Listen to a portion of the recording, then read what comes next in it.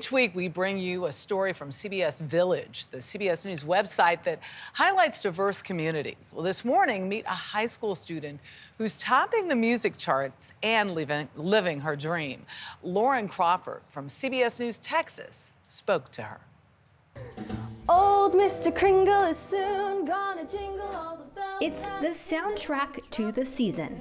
Everybody's waiting for the man with the bag. Christmas is here again. Everybody's waiting. The traditional Christmas melodies, sung by a new voice.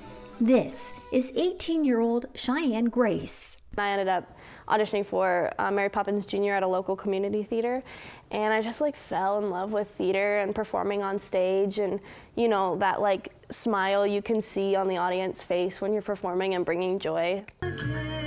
Gracing people with more than just one of her talents. Cheyenne grew up in Dallas and is now capturing listeners around the world with her first album, Home for Christmas. It's such a big part of my childhood that I just feel instantly connected to it, because it reminds me of when I was 6, 7, running around opening gifts. Her new album hit the top of the iTunes charts upon release. A Christmas wish come true for this high school senior. So Andy Williams and all those kinds of old songs we would listen to every single Christmas. It was the same 6 albums, right? But the journey didn't come without hard work and persistence.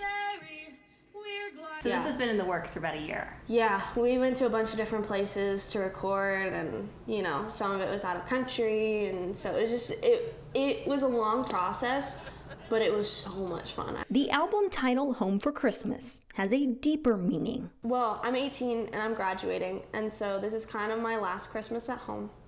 And don't cry.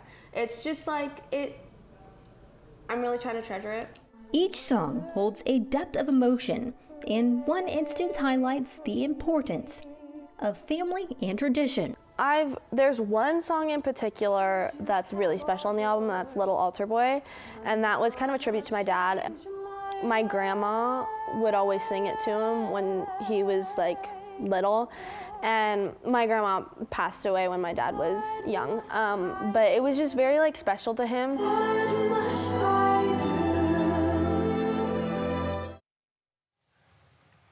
Lauren Crawford joins us now. Good morning, Lauren.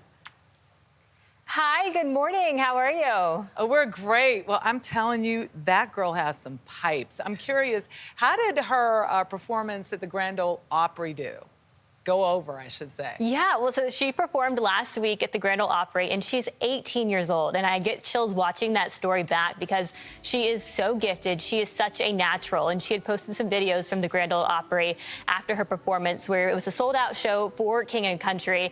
And you would never guess that it was her first time up there. And she said it was amazing. What's next for her? So she's 18, so she's finishing her senior year in high school.